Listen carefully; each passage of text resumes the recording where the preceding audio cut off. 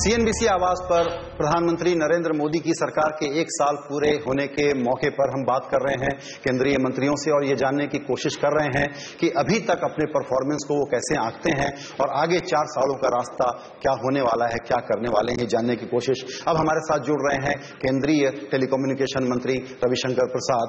और अगर गुस्ताखी माफ करें तो कहना चाहूंगा बिहार के भावी मुख्यमंत्री का भी स्वागत है। आपने मुझे इसलिए बुलाया है क्या? मैं स्पष्ट कर दूं, मैं पार्टी का एक कार्यकर्ता हूं, केंद्र में काम करता हूं, मेरी कोई रुचि नहीं है। आप इस तरह की चर्चा न करेंगे तो बड़ी कृपा होगी। चलिए सर, इसको अब साइड में रखते हैं। अभी जावड़ेकर जी के मुंह से एक वाक्य निकला, बड़ा अच्छा था कि हवा, पानी, जमीन, आसमान, आग 5 तत्व होते हैं। सर, छठा तत्व है इंटरनेट, वो भी अब उसी प्रकार से एलिमेंट है। इंटरनेट की आजादी के साथ किसी तरह का खिलवाड़ नहीं होगा, कुदरत की हवा की तरह वो भी फ्री होगा, आजाद होगा, इसकी गारंटी दीजिए सर। 1 साल की उपलब्धि पर आपने मुझे बुलाया चर्चा करने के लिए, इस पर भी शुरू आपको यही चर्चा पहले करनी है? चलिए मैं यही शुरू करता हूं। देखिए, मैंने बहुत पहले कहा, जब ये विषय आया ही नहीं था, जनवरी में ही मैंने कमेटी बना दी थी, और मैं हमेशा कहता हूं कि इंटरनेट इंसानी दिमाग की एक बहुत बड़ी खोज है, जिस पर कुछ लोगों का नहीं, पूरी मानवता का अधिकार है। और मैंने भारत के नौजवानों का बहुत अभिनंदन किया है, जिन्होंने अपनी प्रतिभा से भारत को आईटी के क्षेत्र में बहुत ऊंचाई पहुंचाई है। और इंटरनेट ग्लोबल तभी होगा जब लोकल के साथ इसका संबंध होगा। इसलिए मैंने स्पष्ट रूप से संसद के अंदर और संसद के बाहर कहा है कि हमारी सरकार यह सुनिश्चित करेगी कि बिना किसी डिस्क्रिमिनेशन के इंटरनेट हिंदुस्तान के लोगों को उपलब्ध हो। और मैंने ये भी घोषणा की है कि अगर किसी सेवा को सीमित किया जाएगा, बाधित किया जाएगा, तो उसे हम स्वीकार नहीं करेंगे। तीसरी बात मैंने कही है कि ट्राई अपनी अनुशंसा देगी, हमारे विभाग की टीम जो काम कर रही है चर्चा के बाद वो भी अपनी बात कहेगी, लेकिन फैसला मुझे करना है, नरेंद्र मोदी की सरकार को करना है, कैबिनेट को करना है, और वो फैसला देश हित में होगा और इंटरनेट की दुनिया के पक्ष में। बिल्कुल सर, आपका ऑब्जेक्शन सही था कि आपने उपलब्धियों से शुरू नहीं किया, तो वहां से शुरू करते हैं। इस पूरे 1 साल में भी मैं उपलब्धि ही मानता हूं। बिल्कुल, जब यूरोपियन कमीशन और बाकी कई देश इसको लेकर संदेह में है, डाउट में है, तो भारत सरकार की नीति हमने बहुत स्पष्ट की है। बिल्कुल, और हम लोगों को सर ये अंदाज है कि डिजिटल इंडिया का जो पूरा फ्रेमवर्क है, उसके कारण हम लोग बहुत प्रोग्रेसिव काम, शायद दुनिया के दूसरे देश नहीं कर चुके होंगे, ऐसा काम आप लोग करने जा रहे हैं, ऐसा हमको लगता है। उस पर बात करेंगे, लेकिन अब आते हैं उसी पर की उपलब्धियों पर। आपके विभाग में बहुत काम हुआ, सबसे बड़ा काम तो टेलीकॉम स्पेक्ट्रम वाला जो था वो हुआ, इतने वक्त से अटका हुआ था। लेकिन आप अपनी जब लिस्ट बनाएंगे तो सबसे ऊपर पहली चीज क्या लिखना चाहेंगे? देखिए, उसके पहले मैं एक बात कहना चाहता हूं, बहुत से वरिष्ठ लोग आपकी दुनिया के बैठे हैं, उद्योग की दुनिया से। नरेंद्र मोदी की सरकार में और पिछली सरकार में क्या अंतर है? एक समय ब्रिक्स नाम का एक शब्द आया था और बाद में कहा जाने लगा कि ब्रिक्स का आई बहुत कमजोर पड़ रहा है, याद होगा आपको? बिल्कुल, ब्राजील, इंडिया, रशिया। और लेटेस्ट टाइम मैगजीन का कवर स्टोरी है कि इंडिया को एक ग्लोबल पावर बनना है, मोदी इसे कब पूरा करेंगे? ये होता है अंतर, जो हमने सिर्फ 10-11 महीने में करके दिखाया है। अब आपने बात कही अपने विभाग की बात। मेरे विभाग में मैं ये आपका आकलन करना है कि हम क्या कर रहे हैं, नहीं कर रहे हैं। लेकिन अगर मुझे आप आकलन करने को कहेंगे, मैं 2 बातें स्पष्ट, 3 बातें कहना चाहूंगा। नंबर 1, कि जिस कुर्सी पर मैं बैठा हूं वहां 2G घोटाला होता था और वहीं स्पेक्ट्रम की नीलामी हुई और 1,10,000 करोड़ रुपए का आज तक का हाईएस्ट नीलाम की कीमत आई और सबों ने कहा ईमानदार ऑक्शन हुआ, किसी ने उंगली नहीं उठाई। तो इसे कहते हैं गुड गवर्नेंस। कोल की बात आपको मालूम ही है, कोल में जो हुआ। दूसरी बात, जो डिजिटल इंडिया प्रोग्राम कर रहे हैं, जो चर्चा आपने की, ये देश के भविष्य के लिए जरूरी है, डिजिटल डिवाइड को पाटने के लिए जरूरी है, डिजिटल हैव्स और हैव नॉट्स के बीच की खाई को खत्म करना है। और संजय जी, आप तो बड़े अनुभवी पत्रकार हैं, डिजिटल इंडिया अधिक गरीबों के लिए है, उपेक्षितों के लिए। और मैं आपके चैनल के माध्यम से देश को आज एक बात कहना चाहता हूं। इस देश में 97.5 करोड़ मोबाइल फोन है, जल्दी हम 100 करोड़ पहुंच जाएंगे, यानी 123 करोड़ के देश में 100 करोड़ मोबाइल फोन है। स्मार्टफोन की खपत हिंदुस्तान में अमेरिका के बाद सबसे अधिक है।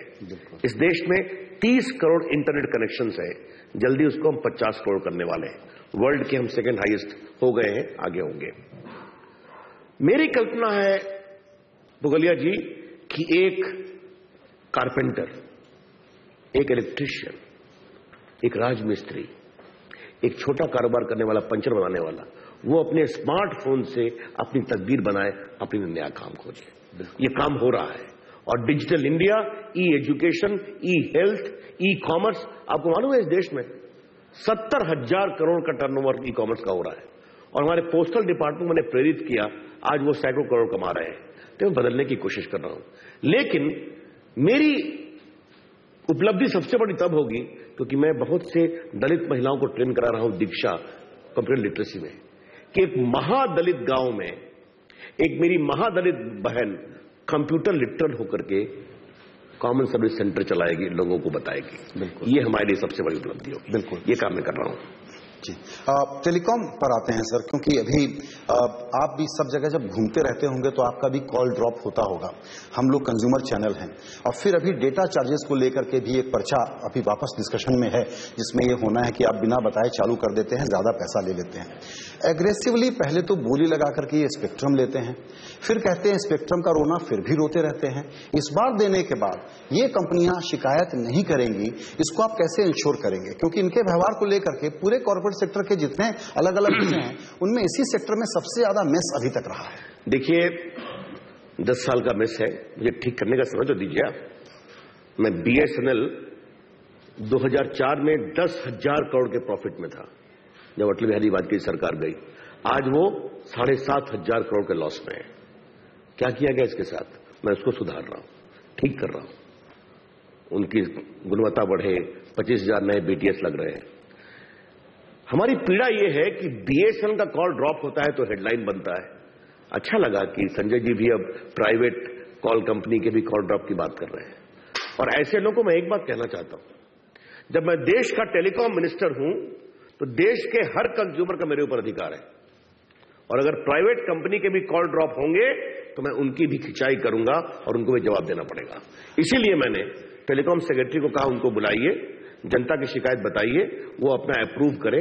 और जहां तक आपने बात की वो दाम बढ़ाते हैं, तो मैं तो रोज अखबार में देखता हूं कि 4th क्वार्टर में उनका प्रॉफिट बढ़ गया, 5th क्वार्टर में प्रॉफिट बढ़ गया। एग्जैक्टली। तो ये उनको भी समझना पड़ेगा कि अगर उनको हिंदुस्तान के बाजार में रहना है तो कॉल ड्रॉप कम करना पड़ेगा। बिल्कुल सर, आपने चूंकि अभी इसका जिक्र किया कि हमने इस मुद्दे को उठाया, तो मैं मार्केटिंग नहीं करना चाहता हूं चैनल की, लेकिन पिछले 20 दिन के अंदर हमने कॉल ड्रॉप पर ऐसा अभियान चलाया, मुझे मालूम है, इसलिए मैं आपका मैं अभिनंदन करता हूं। इसको और आगे बढ़ाइए। अकाउंटेबिलिटी खाली नेताओं की नहीं होना चाहिए, सर्विस कंपनी की भी होनी चाहिए। एब्सोल्युटली, बिल्कुल। लेकिन अब जो स्पेक्ट्रम का राउंड चला, उसके बाद कॉल रेट्स को लेकर के एक डिबेट अभी है। आपने भी ये इंडिकेट किया है थोड़ा बहुत बढ़ सकता है, हालांकि अभी तो उन्होंने दाम घटाए हैं रोमिंग वगैरह के। देखिए, आपको बताते हैं, आपने सही कहा, प्राइसिंग का क्या है? अब ये तो वो तय करेंगे, इसमें हम इंटरफेयर नहीं करना चाहते। लेकिन जो मैं देश को समझता हूं, आपको कंपटीशन में रहना पड़ेगा। लगभग 100 करोड़ मोबाइल होने वाले हैं, डेटा और बढ़ने वाला है, ट्रैफिक, डिजिटल इंडिया आएगा तो और ट्रैफिक बढ़ेगा। 800 मेगाहर्ट्ज का बहुत ऑक्शन में आया है, जिस पर डेटा बहुत चलता है। तो हिंदुस्तान में डेटा की डिमांड बहुत होने वाली है, इसलिए जिसका फिगर कॉम्पिटिटिव होगा वो सरवाइव करेगा। इसलिए मुझे पूरा विश्वास है हिंदुस्तान का मार्केट पुगलिया जी इतना बड़ा है ना कि यहां पर हर व्यक्ति सरवाइव कर सकता है अगर वो अच्छी सर्विस देगा। जी बिल्कुल।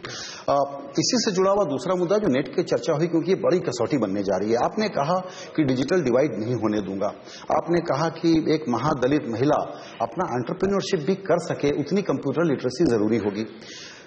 टेलीकॉम कंपनियों को यह दिख रहा है कि टेक्नोलॉजी से लड़ नहीं पा रहे हैं तो कंज्यूमर के पॉकेट से पैसा कैसे निकालो, इसीलिए OTT का आर्गुमेंट लेकर के आए हैं। अब व्हाट्सएप का, वाइबर का, स्नैपचैट का आप क्या कर लेंगे? ऐसे में इनकी जो कोशिश है वो आपको फिर जीरो रेटिंग और न्यूट्रलिटी में ये तो अलाउड नहीं है, लेकिन ये अलाउड हो जाए। मुझे लगता है बहुत तरीके से कोशिश करेंगे, किसी तरीके से वो कमाई कर लें। आप ब्लैक एंड व्हाइट में ये नहीं होने देंगे ना? देखिए, मैं एक बात कहूंगा, अभी देश के टेलीकॉम मिनिस्टर के रूप में किसी प्राइवेट कंपनी की एक इनिशिएटिव में मैं टिप्पणी करूं, यह उचित नहीं होगा, जबकि मुझे फैसला करना है। ट्राई की रिपोर्ट को आने दीजिए, मेरे विभाग की रिपोर्ट को आने दीजिए। सिद्धांत रूप से आपकी राय जानना चाहता हूं। सिद्धांत रूप से हमारी राय स्पष्ट है कि इंटरनेट की उपलब्धता निर्बाध रूप से होनी चाहिए, बिना किसी डिस्क्रिमिनेशन के होनी चाहिए, और अगर किसी कंटेंट के डिस्ट्रीब्यूशन को स्लो या फास्ट किया जाएगा, यह उचित नहीं होगा और ये नहीं होने दिया जाएगा। आप बहुत ही साफ कमिटमेंट एक तरीके से लगातार, तो मुझे जो कहना था मैंने आपको बता दिया। एब्सोल्युटली, एब्सोल्युटली, और ये बहुत अप्रिशिएट करने वाली बात है। दूसरा मुद्दा ये, देखिए एक बात और समझिए, मैं प्रेस की आजादी का बहुत बड़ा समर्थक हूं, मैं अभिव्यक्ति की आजादी का बहुत बड़ा समर्थक हूं। पुराने पत्रकार जानते हैं कि मैं जेपी मूवमेंट से निकला हूं, मैं इमरजेंसी के खिलाफ संघर्ष किया हूं। आज इंटरनेट पर लोगों का विचार अभिव्यक्ति के विचार का विस्तार है, उसका एक्सपेंशन है। तो मैं उस अभिव्यक्ति के विचार को कम करूं जब मैं टेलीकॉम मिनिस्टर हूं, यह कहीं नहीं हो सकता, बिल्कुल नहीं होगा। लेकिन इसमें क्या होगा सर, जो कि दरअसल इशू में थोड़ा मेरिट है भी, वो आएंगे इंटरनेट की सिक्योरिटी के रास्ते से, और सिक्योरिटी सरकार का एक कंसर्न हो सकता है, लेकिन सिक्योरिटी भी एक दुधारी तलवार है, वो भी रेगुलेट करने के लिए, रिस्ट्रिक्ट करने के लिए और कंट्रोल करने के काम आ सकता है। देखिए, अब आप मुझे चाह रहे हैं कि मैं सारे फैसले आज ही कर दूं, तो ये तो मैं अन्याय करूंगा ना। खबर निकालने की कोशिश करना मेरा धर्म है सर। आप रविशंकर प्रसाद को फंसा नहीं सकते हैं, ये आप sir, I am talking to one of the eminent senior advocate. No, Ravishankar Prasad media के साथ पिछले 20 साल से जुड़े हुए हैं, मीडिया को देखते भी हैं, मीडिया को झेलते भी हैं और मीडिया को समझते भी हैं। देखिए, आप गंभीर रूप से मैं क्या बताऊं, जब मुझे फैसला करना है मंत्री के रूप में, उनकी रिपोर्ट टेलीकॉम कमीशन के पास आएगी, वो विचार करेंगे, हमारे विभाग की रिपोर्ट टेलीकॉम कमीशन के पास जाएगी, फिर वो मेरे पास आएगी, आवश्यकता होगी कैबिनेट के पास जाएगा। तो मैं निर्णय क्या करूंगा ये मुझे सारी लेकिन एक बात मैं चाहता हूं कि थोड़ा सा कई नौजवान लोग बैठे हुए हैं, उनको मैं कुछ विषय बताऊं भी। दुनिया में बहस चल रही है, अमेरिका ने कानून बनाया, फेडरल कमीशन ने, वो चैलेंज हो गया, बाद में चेंज हुआ, वो भी कोर्ट में पेंडिंग है। कई जगह सॉफ्ट कानून है, कई देशों में कोई कानून नहीं है। तो एक बार रिपोर्ट आने दीजिए। दुनिया में इतना मैं आपसे कह सकता हूं कि पूरे दुनिया में हमारी भारत सरकार के क्लियर स्टैंड को लोगों ने सराहा है। यूरोपियन कमीशन भी बहस कर रहा है कि पैसा ले या नहीं ले, अलाउ करें कि नहीं करें ओवर द टॉप सर्विसेज को। तो इसको एक बार आने दीजिए। जब मैंने एक बार देश को यह आश्वस्त किया है कि देश की अपेक्षाओं के अनुरूप, इंटरनेट की आजादी की अपेक्षाओं के अनुरूप फैसला होगा, तो फैसला होगा।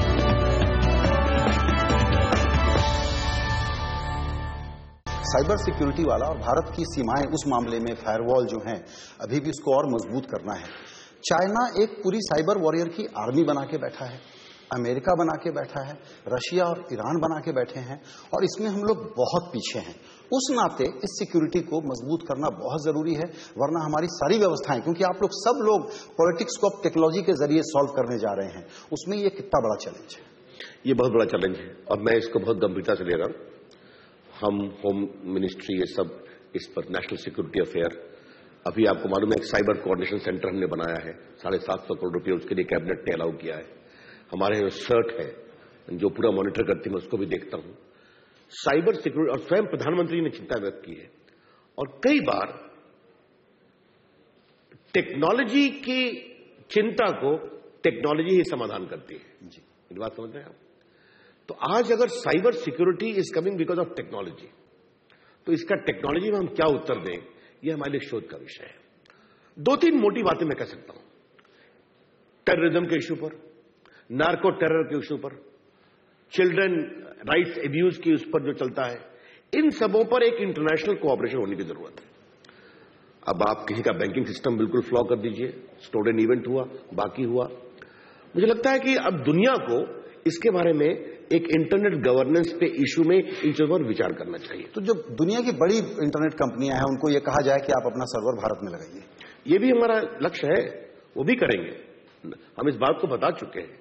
लेकिन एक बात मैं कह सकता हूं, भारत में इंटरनेट के विस्तार का इतना बड़ा आसमान है कि भारत विदेश की कंपनियां भी जो आएंगी तो उनको भी समझना पड़ेगा कि भारत का अहित हम न करें। अगर भारत का अहित करेंगे तो अपना मार्केट वो खोएंगे। लेकिन जहां तक साइबर सिक्योरिटी को और बीफअप करने की बात है, मजबूत करने की बात है, तो मैं उस दिशा में बहुत प्रयासरत हूं। मैं सर कुछ और सवाल आपसे पूछूंगा, लेकिन दर्शकों के पास भी कुछ सवाल हैं, वो लेने के लिए हम चलते हैं। तमन्ना। हमारे दर्शकों के पास जाने के पहले एक बस मैं सवाल जोड़ना चाहूंगी। कॉल ड्रॉप की बात की संजय जी ने और हमारा अभियान रहा है, उसमें जब हम टेलीकॉम कंपनियों के रिप्रेजेंटेटिव से बात करते हैं तो उनका कहना है कि अगर लोग हमें टावर नहीं लगाने देंगे अपने छतों पर रेडिएशन के डर से तो कॉल तो ड्रॉप होंगे ही। इसका क्या स्पेसिफिक कोई समाधान सोचा जा रहा है?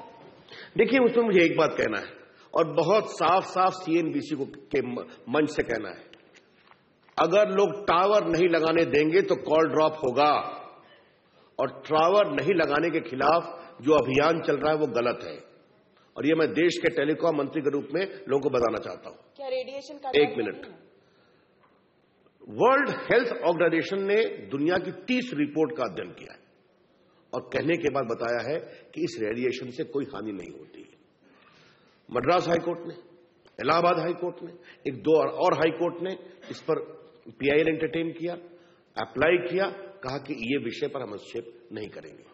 मैंने स्वयं आईआईटी के प्रोफेसर से कंसल्ट किया है और मैं इसमें मेरा बहुत ओपन माइंड है कि अगर किसी के पास कोई क्लियर एविडेंस हो तो मुझे बताएं।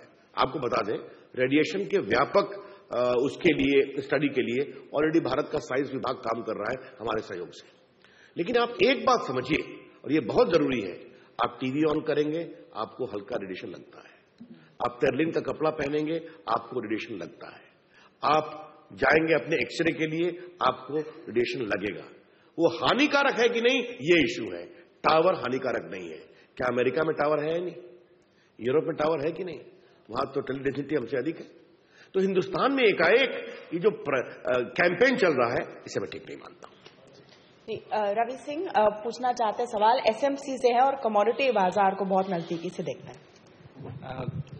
ऑब्वियसली कमोडिटी बाजार को देखते हैं, लेकिन मेरा क्वेश्चन इसी सिलसिले में है कि जो भी हमारी गवर्नमेंट की वेबसाइट है, इंटरनेट की ही बात चल रही है, तो उसको अगर देखें, एक तो डेटा वहां पर जो अपडेशन है वो बहुत स्लो है, और अपडेशन चलिए ठीक है, लेकिन आप किसी भी गवर्नमेंट वेबसाइट को अगर खोलने के लिए देखें तो पहले था कि 2G लीजिए, 2G में भी खुल जाती थी, अब 3G लीजिए उसमें भी नहीं खुलती हैं। तो क्या कोई ऐसी अकाउंटेबिलिटी या कोई ऐसा नियम या कुछ ऐसा कंपनियों के लिए आप कर रहे हैं जिससे कि एक अकाउंटेबिलिटी हो कि अगर आप 3G दे रहे हैं तो वो कनेक्शन या वो स्पीड एक आम कंज्यूमर तक सही से पहुंचे? हालांकि अभी हम शायद, मेरे ख्याल से इस पर मेरा क्वेश्चन ये शायद जल्दी है, क्योंकि उससे पहले जो कॉल ड्रॉप का एक मुद्दा चल रहा है उसको देखते हुए तो मुझे लगता है कि अभी शायद इंटरनेट के लिए हमें और थोड़ा सा इंतजार करना पड़ेगा। देखिए, एक बात जान लीजिए, हमेशा इतनी निराशा नहीं होनी चाहिए। लेकिन आपने पहले मैं इंटरनेट का ही जवाब देना चाहता हूं।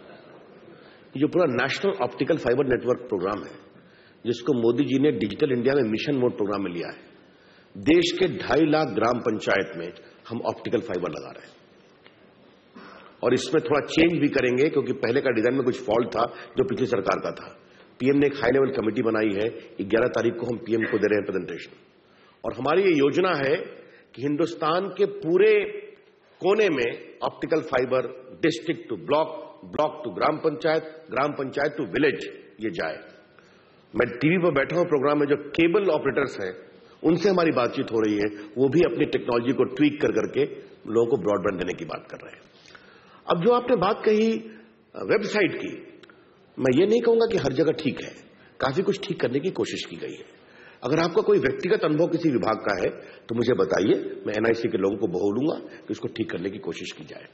जो आपने एक और अंतिम बात कही कि पॉलिसी ऐसी होनी चाहिए, तो आपको जानकर खुशी होगी कि मैंने स्वयं अपने मंत्री बनने के बाद सरकारी विभाग में सारा सॉफ्टवेयर ओपन सोर्स का हो, इसका पॉलिसी निर्णय ले चुका हूं। जी, पहले क्या होता था कि किसी पर्टिकुलर कंपनी से लिया तो उसी का सॉफ्टवेयर होगा, उसी का मेंटेनेंस होगा और उसका दबाव चलता था। उसको मैंने कई दबाव को झेलते हुए बदल दिया है कि भारत सरकार में कहीं भी या हिंदुस्तान में सरकारी खरीद जो भी होगी उसमें सॉफ्टवेयर ओपन रहेगा। ये पॉलिसी बन चुकी है। और दर्शकों के सवाल लेंगे सर, लेकिन चूंकि आपने ऑप्टिक फाइबर नेटवर्क का जिक्र किया तो उसमें दरअसल अभी प्रोग्रेस रिपोर्ट के नाते हम लोग कहां खड़े हैं? क्योंकि एक प्रकार से जो काम प्राइवेट सेक्टर को करना चाहिए, भारत की जरूरतों को देखते हुए सरकार कर रही है, एम्बिशियस चीज है, बिल्कुल करना चाहिए, तभी ये सोशली इक्विटेबल काम हो पाएगा टेक्नोलॉजी के इस्तेमाल का और फायदा उठाने का। लेकिन हमको ये अंदाज लग रहा है कि इसमें फंडिंग अभी तो सरकार कर रही है, लेकिन जितना पैसा चाहिए और जिस स्पीड से काम करना है और जितना मटेरियल भी चाहिए उसको लेके थोड़ा स्ट्रगल है। आपने सही कहा, इसलिए मैं उसकी मॉनिटर कर रहा हूं। देखिए, मेरे मंत्री बनने के बाद मोदी जी की सरकार में हमने इसकी स्पीड को 300% आगे बढ़ाया, 300%। और अभी भी लगभग 50,000 किलोमीटर हम फाइबर लेकर चुके हैं किलोमीटर। लेकिन देखिए, एक बात आप समझने की कोशिश करिए, इस देश में 10 लाख किलोमीटर फाइबर 30 साल में लगा अभी तक, और हम 30 साल में 10 लाख किलोमीटर, और हम 7 लाख किलोमीटर 3 साल में लगाने की बात कर रहे हैं। हम आसमान छूने की कोशिश कर रहे हैं। बिल्कुल बिल्कुल। तो जब आसमान छूने की कोशिश करते हैं तो कभी सीढ़ी डगमगाती है, फिर ठीक करते हैं। हमारा इरादा, हमारी हिम्मत मजबूत है, और प्रधानमंत्री बहुत स्पष्ट है कि देश को बदलने के लिए, डिजिटल इंडिया के लिए ब्रॉडबैंड जरूरी है। और आपके चैनल में बताना चाहता हूं कि दुनिया की स्टडी है कि जहां ब्रॉडबैंड कनेक्टिविटी बढ़ती है वहां का जीडीपी 1.2%। एब्सोल्युटली। तो जो फंडिंग का इशू है, इसमें क्या प्राइवेट पार्टिसिपेशन का वो भी एक संभावना है, विचार कर रहे हैं। लेकिन सरकार ब्रॉडबैंड को इंफ्रास्ट्रक्चर के रूप में मानती है, तो इसमें अगर फंडिंग की आवश्यकता होगी तो सरकार पूरा करेगी। तो यानी प्राइवेट सेक्टर का रोल इसमें बहुत बड़े पैमाने पर हो सकता है। आप लोग हो सकता है। कई जगह स्टेट गवर्नमेंट, जैसे चंद्रबाबू नायडू ने कहा कि जितना आप लगा रहे थे उतना दे दीजिए, आप जा रहे हैं ग्राम पंचायत तक, हम उनके नीचे जाएंगे ग्राम तक। अच्छी बात है, ये भी मॉडल चल रहा है। मुग्धा, टेलीकॉम ऐसा सेक्टर है जिससे सबसे ज्यादा इंडिया का यूथ जुड़ा हुआ है, और मेरे साथ IIT दिल्ली के अद्वैत है जो अपना सवाल पूछना चाहते हैं। Good evening sir. सर, जैसा कि आपने कहा कि हमारे देश में 100 करोड़ फोन होने वाले हैं, और सर टेलीकॉम सेक्टर में काफी कंपटीशन बढ़ गया है, और इसी कंपटीशन के कारण कॉल रेट्स भी गिरे हैं। लेकिन sir, quality of service hasn't been up to satisfactory level. Sir, जैसे कि कॉल ड्रॉप का इशू भी काफी रेज हुआ इस मीट में। Sir, my question is that what are the reasons behind this apparent market failure, and how does the government plan to take an action on this? Hindi में जवाब दूं कि अंग्रेजी में जवाब? हिंदी में दे सर। देखिए, मैं समझता हूं कि बहुत से टेलीकॉम कंपनीज के प्रतिनिधि या तो यहां बैठे हैं या आपके कार्यक्रम को देखेंगे, और वो इस बात को समझेंगे कि मेरे से अधिकांश सवाल कॉल ड्रॉप के लिए की गए। तो ये देश की चिंता है, ये संजय पुगलिया की चिंता है, और ये मेरी भी चिंता है। इसलिए उनको इस देश में बिजनेस करना है तो अपने टेलीकॉम सर्विस को सुधारें, ये देश की अपेक्षा होगी। और जो हम देश का पूरा आर्किटेक्चर इकोसिस्टम बना रहे हैं, उनको एफिशिएंट सर्विस देने के लिए ये बहुत जरूरी है। हम चाहते हैं उनके अकाउंट बुक भी प्रॉफिट में आए, हम चाहते हैं जनता के चेहरे पर मुस्कान भी आए। स्पेक्ट्रम उनको मिल गया, अब और उनको काम करना चाहिए, मैनेज करना चाहिए, डेटा का भी है। और देखिए, मैं एक बात बहुत कन्विंस्ड हूं, जिस तरह से डिजिटल इंडिया के माध्यम से हम पूरे हिंदुस्तान को बदलने जा रहे हैं, India will be a very thriving market for telecom company and for IT companies also, for internet company also. They need to understand the share market potential of India. तो ये लगेगा, बाकी हम लोग मॉनिटर करेंगे, और गड़बड़ होगी तो मैं आपकी बात सुनने को तैयार बैठा हूं, जरूर सुनेंगे और ठीक करेंगे। तमन्ना के पास एक और मेहमान है। जी, रितु अरोड़ा जी। नमस्कार मंत्री जी, आपने कहा आशावादी होना चाहिए, तो मैं थोड़ा सा हट के आशावादी सवाल पूछती हूँ डिजिटाइजेशन से जुड़ा हुआ। इंडिया पोस्ट भी एक डिपार्टमेंट है, विभाग है आपके मंत्रालय का, और जो हम डिजिटाइजेशन देख रहे हैं उसका एक और सेक्टर है जिसको फायदा हो रहा है, वो है रिटेल। रिटेल की छवि बिल्कुल बदल रही है, जिस तरह से खरीदारी हो रही है वो बदल रही है।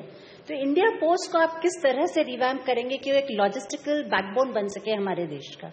आपकी जानकारी के लिए, इंडिया पोस्ट बन रहा है, और आज चाहे वो फ्लिपकार्ट हो, चाहे वो स्नैपडील हो, चाहे वो अमेजॉन हो, ये सब पोस्ट के साथ हाथ से हाथ मिलाकर चलने को तैयार है।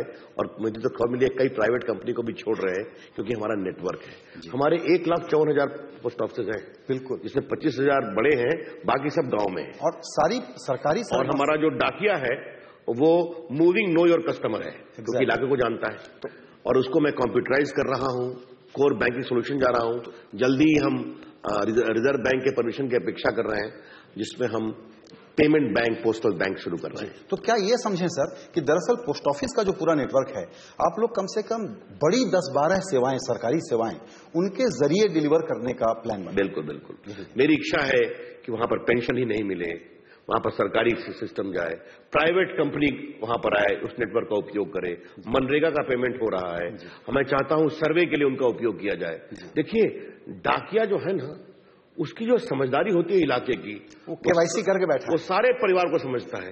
मैं मोबाइल बैंकिंग को बहुत प्रमोट कर रहा हूं, हर के हाथ में एक मूविंग मोबाइल डिवाइस हो, तो ये सब मैं कर रहा हूं क्योंकि मैं मानता हूं कि पोस्टल विभाग का देश के विकास में बहुत बड़ा योगदान है। सर, अब आपकी इजाजत हो तो एक दो राजनीतिक सवाल पूछिए आप, मैंने कभी रोका है क्या आपको? बिल्कुल, क्योंकि बिहार का चुनाव सामने है और मुख्यमंत्री की बात मत पूछिएगा। बिल्कुल नहीं, बिल्कुल नहीं। लेकिन ये जिस प्रकार से पहले मेरी खुद की राय थी कि ये केमिस्ट्री चाहिए होती है, अरिथमेटिक से नहीं होता कि तीनों पार्टियां मिल जाएंगी, 45% हो जाएगा, बीजेपी का 36% वोट शेयर है लोकसभा का, इसलिए विधानसभा में हम एक ठीक ठाक मुकाबला कर लेंगे। बिहार का आकलन आपका क्या है? हमको थोड़ा कठिन मुकाबला तो लगता है। देखिए, पहले मैं आपसे एक बात कहना चाहूंगा, भारत की राजनीति में गुणात्मक परिवर्तन आया है। मोदी जी के चुनाव के पहले भी मैं आपसे बात करता था और मैं आपसे कहता था कि चुनाव डिफरेंट होगा, आप लोग विश्वास नहीं करते थे। क्या हुआ सामने में? आज कहीं भी अनिश्चित मतदान नहीं हो रहा है, आप देख लीजिए, क्लियर मेजॉरिटी आ रही है। थके हारे हुए रिजेक्टेड लोग आपस में अपनी साख बचाने को जुटेंगे, तो मैं अपने प्रदेश को जानता हूं, वहां के नौजवानों को जानता हूं, वहां गुड गवर्नेंस चाहिए। लालू जी के जंगल राज के कंधों पर नीतीश कुमार क्या गुड गवर्नेंस देंगे? ये बड़ा सवाल है। People of Bihar need change, development. Lalu tact के हिसाब से बिल्कुल पीछे चले जाएंगे, कहेंगे नीतीश कुमार ही मुख्यमंत्री हैं, यही टिकट बांटेंगे, कोई टेंशन नहीं है। फिर नहीं, वो तो बड़ा अच्छी बात है, हम भी उस ख्वाब की तमन्ना कर रहे हैं। देखें लालू जी कितना, नीतीश जी देखिए, लालू जी के खिलाफ नीतीश जी ने किस शब्दों का प्रयोग किया आपको मालूम है? लालू जी के खिलाफ चारा घोटाले में मैं लड़ा हूं, सुशील मोदी लड़े, अलकतरा घोटाले में बाकी हुआ। नीतीश कुमार के गुड गवर्नेंस का संबल थी भाजपा, स्थायित्व और गुड परफॉर्मेंस में। वो बुनियाद अब बुनियाद खत्म हो गई है। अब देखिए क्या होता है आगे, देखिए। लेकिन मैं आपसे एक बात कह सकता हूं, मैं अपने प्रदेश को जानता हूं और हमेशा ये ढांचे में और खांचे में इतना जात इतना यात, बिहार भी अब अपेक्षाओं का प्रदेश है, वरना 40 में 31 सीट नहीं जीतते और लालू प्रसाद जी 4 और नीतीश कुमार जी 2 पर नहीं। तो आप कह रहे हैं कि जातिवाद के पुराने इक्वेशन अब बेमानी हो सकते हैं? मैं ये नहीं कहूंगा रेलेवेंट हो गए हैं, लेकिन अब उनका उतना महत्व नहीं है। एक और पॉलिटिकल सवाल, वो ये कि आप लोग बहुत अच्छे से चल रहे थे, हम लोग समझते थे कि ये ग्रोथ, हाई ग्रोथ और जॉब क्रिएशन के लिए प्राइवेट सेक्टर का रोल को पहचानते हैं, बिजनेस फ्रेंडली सरकार है। लेकिन लैंड बिल के चक्कर में अपोजिशन ने आप लोगों को प्रो बिजनेस और एंटी पुअर, एंटी फार्मर जो पेंट करने की कोशिश की, इससे आप लोग गैर जरूरी ढंग से एक्स्ट्रा कॉशियस हो गए हैं और अब थोड़ा सा एफर्ट के साथ एक्सप्लेन करते हुए नजर आ रहे हैं, सफाई देते हुए नजर आ रहे हैं। जरूरत नहीं है इसकी। क्यों नहीं? अगर राहुल गांधी झूठ बोलेंगे तो हमारा फर्ज है बताना, और राहुल गांधी गलत बोलेंगे, बिना होमवर्क किए बोलेंगे और संजय पुगलिया जी के चैनल पर सुबह से रात तक दिखाई पड़ेंगे, तो मेरा फर्ज बनता है। फिर इल्जाम लगाया। एक मिनट सुनिए, रुकिए, आप मुझे बोले दीजिए। बोलो जी, कितनी बार दिखते हैं राहुल गांधी इनके चैनल पर कुछ बोलते हैं? बताओ, आपका काम है घूमे। लेकिन अगर वो कहेंगे कि ये सरकार सूट बूट की है, तो रविशंकर को कहने का अधिकार है सूटकेस की नहीं है, और अरुण जेटली को कहने का अधिकार है कि सूझबूझ की सरकार है। नहीं, ये बिल्कुल ठीक। देखिए, हमने सिर्फ बताया है कि देश में हम जो जमीन का एक्विजिशन कर रहे हैं, वो गरीबों के लिए, किसान के लिए, नहरों के लिए, इरिगेशन के लिए जो नया हमने बनाया है, और उसमें भी चौगुना लोगों को मुआवजा मिलेगा। हमने ये भी कहा है कोई प्राइवेट सेक्टर के लिए हम जमीन इसमें नहीं लेंगे। एक बड़ा सवाल आज हम आपके चैनल पर छोड़ना चाहते हैं, क्या किसान के बच्चों को हमेशा हम गरीबी रहने दें, या उनको भी नौकरी मिलनी चाहिए? वहां इंडस्ट्रियल कॉरिडोर खुलना चाहिए। हमने कहा उनको एम्प्लॉयमेंट बाय राइट मिलेगा। मोदी जी ने मन की बात में कहा कि पहले बंजर जमीन ली जाएगी, फिर नॉन फर्टाइल ली जाएगी, बाद में जरूरत होगी तो कम से कम ली जाएगी, और ये पूरे में चेंज किया जाए। इस तो स्वयं पृथ्वीराज चौहान ने और तरुण गोगोई ने शुरू किया था। इसका हम रास्ता निकालेंगे। देखिए, मैं आपके सामने एक महत्वपूर्ण बात कहना चाहता हूं, जो आपके चैनल पर कहना जरूरी है। देश को विकास के 2 रास्ते होते हैं, या तो आप सत्ता में आइए, गरीबों की बात करिए, काम कुछ नहीं करिए, कुछ यहां डोल दे दीजिए, कुछ वहां डोल दे दीजिए, और दूसरा है आप विकास के ऐसे रास्ते बनाइए जिसको पलटना कठिन हो। मैं अटल जी की सरकार में मंत्री था, अभी मैं कन्याकुमारी गया था, जहां से कश्मीर टू कन्याकुमारी हाईवे खत्म होता है। मैंने कहा मुझे ड्राइव करो 100 किलोमीटर इस रास्ते पर। मैं जब बन रहा था इसमें इन्वॉल्व था, क्योंकि इतना समय नहीं है कि मैं पूरा कश्मीर जाऊं। अटल जी की यहां बैठक थी, पदाधिकारी कैसे होगा, जमीन कहां से आएगी, क्या होगी।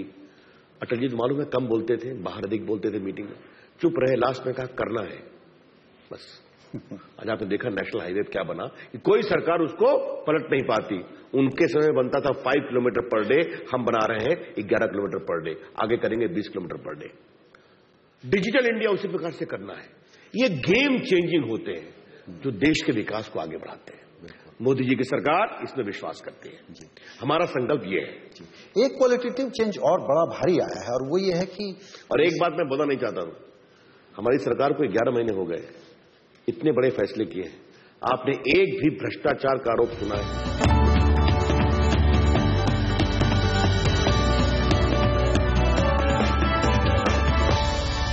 बिजनेस के स्टेक होल्डर हैं, उनका कहना है कि ये भ्रष्टाचार का आरोप न लग जाए, उसमें आप लोग इतने अति सावधान हैं कि कोई फैसला करने में भी देर और हिचक, ये वो लोगों की एक कॉमन फीडबैक आ रही है हमारे पास। आप भी कमाल की बात करते हैं।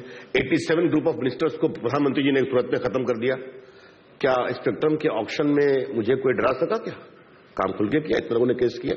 क्या कोल के ऑक्शन में डरा सका कोई? क्या नहीं, ये उसको देखिए, हमारी सरकार का एक सिद्धांत है, whatever is doable shall be done regardless of whatever you do. बिल्कुल। And whatever is not doable shall not be done regardless of whatever you do.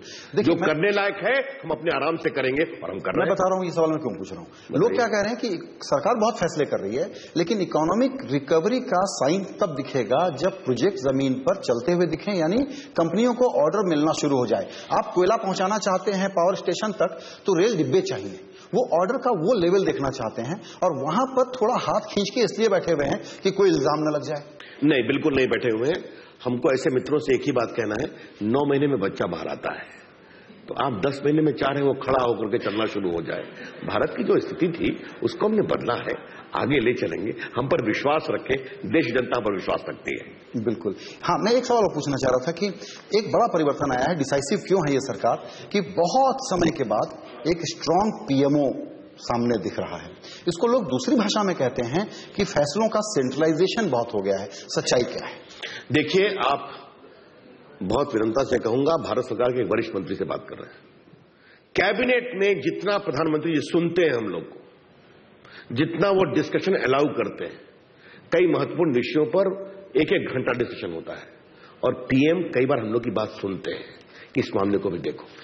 इसलिए ये आरोप लगाना, हाँ, मोदी जी को 30 साल के बाद निर्णायक बहुमत मिला है, उनका 14 साल का रिकॉर्ड है गवर्नेंस का, तो कुछ लोगों को लगता होगा, पुरानी यादें आती होंगी, वहां कई खिड़कियां थी, यहां एक ही खिड़की है निर्णय की, तो उसके कारण समस्या होती है। लेकिन चिंता मत करिए, ये लोकतांत्रिक सरकार है, ईमानदारी से चल रही है। और क्यों नहीं, अगर प्रधानमंत्री नेता है जिनको देश ने चुना है तो उनको प्रभावी होना चाहिए। बिल्कुल। प्रधानमंत्री को किसी दूसरे बंगले में नहीं देखना चाहिए। The buck must stop with him. Absolutely. Sir, एक आखिरी सवाल आपसे, और वो ये कि 2014-15 में आपकी हेडलाइन रही आपके लिए स्पेक्ट्रम। इस अगले 1 साल के लिए जब हम फिर 2 साल के मौके पर आपसे बात करेंगे, तब और बहुत काम होंगे, लेकिन एक जो सबसे बड़ी हेडलाइन होगी वो वापस उसी पर होगी, आजाद इंटरनेट। देखिए, हेडलाइन खोजना और हेडलाइन बनाना तो आपका काम है, मेरा काम है काम करना। मेरे जिस काम से आपको अच्छा लगे उसको हेडलाइन बना दीजिएगा। बिल्कुल।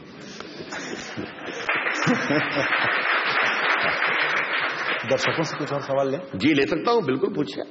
मुग्धा। सर, टेलीकॉम ऐसा सेक्टर है कि सारे जितने भी यहाँ पे बच्चे आए हुए हैं वो सारे अपने सवाल पूछना चाहते हैं। मेरे साथ IIT दिल्ली से क्षितिज है, वो अपना एक सवाल पूछना चाहते हैं। Good evening, sir. My question is, what are your thoughts on Section 66A, and what will be a framework in your mind while formulating the guidelines of Section 66A? First of all, to inform you very gently, Section 66A does not exist anymore. The Supreme Court has already quashed it. Yes, when I became the minister, the case was pending from before. And through the government additional solicitor general, I had informed the court to give me time. I wanted to revisit the Section 66A and prepare a comprehensive guideline. And if it would have come to my notice that it is not possible to do so under the present architecture, I would have myself taken the initiative to change it. Therefore, in the counter affidavit we said If 668 does not gel with Article 19(1) of the Constitution, we don't support it. Now Supreme Court quashed it. That's how we stand. I can only tell you, I am all for freedom, subject to reasonable restriction for the sake of country's security, sovereignty, etc. etc. Sir, एक और सवाल यहाँ पर Amity global business school के नकुल पूछना चाहते हैं digital India पर। हेलो सर मेरा क्वेश्चन आपसे ये है कि it's good that we are providing infrastructure, villages तक हम लोग फाइबर ऑप्टिक्स पहुंचा रहे हैं and everything, but should we first educate people what it is about, और is it just we want people from villages to buy smartphones जब उनको actual में पता ही नहीं कि उसको यूज कैसे करना है और how to actually access on internet, they can't just do internet banking like this. They are very different from us. It's good that we are providing infrastructure, but shouldn't we educate them first, or what government is doing in this respect? Just providing the infrastructure, or should it is also educating them on that? देखिए, digital literacy के क्षेत्र में हमने already कार्यक्रम शुरू कर दिया, को दिशा बोलते हैं. 2 घंटे 10 घंटे 20 घंटे का प्रोग्राम बने, तो ये हम करेंगे. लेकिन एक बात आप ध्यान रखिए, हमेशा एक बात आप ध्यान रखिए, वो मुझे क्या कहना आपसे, कि इस पूरे प्रोसेस में हिंदुस्तानी लोग टेक्नोलॉजी को अडॉप्ट करना जानते हैं. कभी एयरपोर्ट पे जाइए तो आपको एक बूढ़ी मां दिखाई पड़ेगी जो अपने मोबाइल फोन से अपना एयरक्राफ्ट के टिकट का पिन कोड दिखाती है पुलिस वाले को, देखो ये मेरा टिकट है. People of India know to use technology, उनको सिखाने की जरूरत नहीं है, तो वो रास्ता होने दीजिए. डिजिटल इंडिया आगे आएगा, आप देखिए हिंदुस्तान के लोग मजबूत होते जाएंगे. जी, मोदी सरकार के 1 साल पूरे होने पर हमारी तरफ से, CNBC आवाज की तरफ से मीट मोदी मिनिस्टर्स के तहत ये बातचीत हमने की दूरसंचार मंत्री रविशंकर प्रसाद से, जिस पर राजनीति और उनके मंत्रालय के सारे मुद्दों पर उन्होंने रोशनी डाली, आगे का रोड मैप बताया. लेकिन हमारी सबसे बड़ी नजर रहेगी इंटरनेट की आजादी पर सर, और आपसे फिर बातचीत होगी. समय निकालने के लिए आपका बहुत शुक्रिया. Thank you so much sir.